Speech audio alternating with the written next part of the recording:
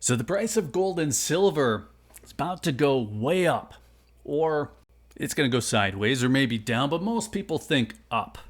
But there's a crazy case being made that prices have already gone up, and the only place left to go is down.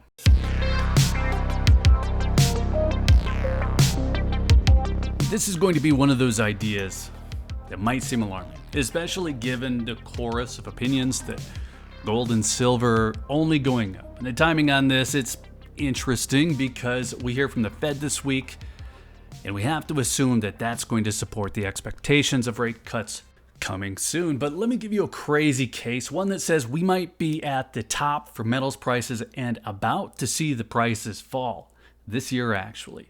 And I'll tell you why, who knows? This might not be crazy. Before we get back to it, if you're looking for gold or silver, check out SD Bullion. New customers even get gold and silver for spot. It's sdbullion.com/new.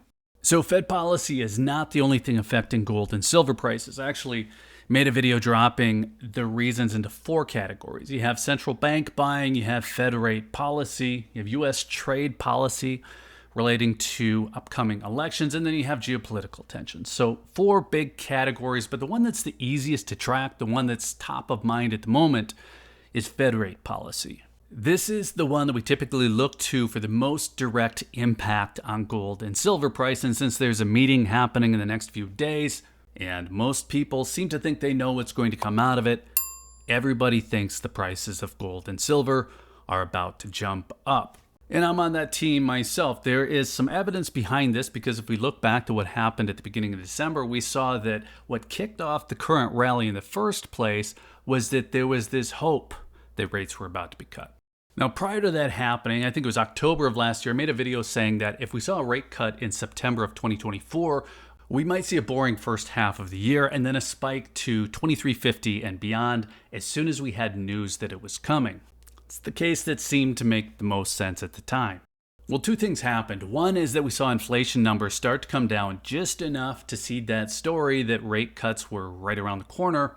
The other was that central bank buying was locking up about a third of global gold production. So with the gold demand already high and us on the verge of this pivot and expectation that rates were about to come down, gold prices went on an early run. Well, this is where things get interesting because if we look at the CME FedWatch tool, 100% of traders expect that we'll see at least 1 rate cut this year. 57% of those traders expect 2 rate cuts and 6% expect 3. So if traders think that there's a 0% chance that we won't see rate cuts this year, at least one analyst is out there saying, buckle up because the price spikes have already happened. So let's be really clear. Nobody's saying this is going to happen this week. On Wednesday, when we hear from the Fed, traders will probably get more evidence saying that we are going to see rate cuts happening soon.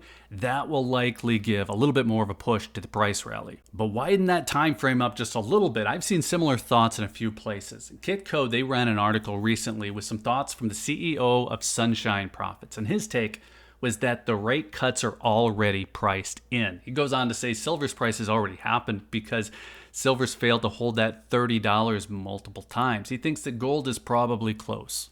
Now, this is one person, and his crystal ball probably works about as well as anyone else's, but he makes a specific point about the 2008 rate cuts and gold plunging shortly after. He's not wrong. There was a quick move up and a huge move lower. So he's using that to effectively say that maybe we won't see a further rally. We might see nothing. We might see declines. And if you're thinking, hey, he's covering all the bases, he's got up, sideways, and down, I agree with you. I just think it's interesting that he isn't saying we're just getting started like most people are.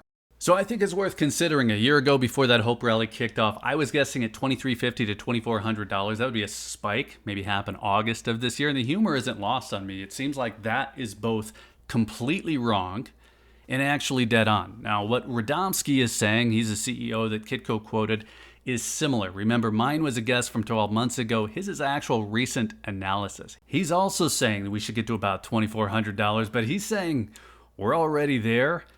And that might be it. So the part I think is worth keeping in mind here is that just as always, nothing is guaranteed. If you think gold and silver are going to rocket at the end of this year, Well, hey, it's certainly possible, but there are cases for sideways and falls as well. The way that I take all this is to use a little bit of caution. I'm definitely long on gold, so I'm continuing to buy. I even think the chances that we end the year higher than we are now is very high. That's my expectation. But I don't think that we need to get a bunch of purchases in before any kind of certain date. I'm basically buying at a normal pace right now. If we do see a big spike, I'll probably move into smaller or less frequent purchases, at least for a little while. If we did see that drop, it actually wouldn't throw me off too much because the long game for me is an expectation for slower growth. I've never been into this for moonshot. So let's call it good there because I'd like to get your take. Is there anyone out there who thinks that we won't see a jump in price later this week? Anyone who thinks we might actually see a drop in price once the cuts actually happen? Buy the rumor, sell the news. Let us know. And then while you're in the comments, be sure to hit that like button if you found any of this interesting. Be sure you're subscribed with notifications turned on if you want to hear more on the topic. And if you're still here, thanks again for watching. I always appreciate your time. Take care.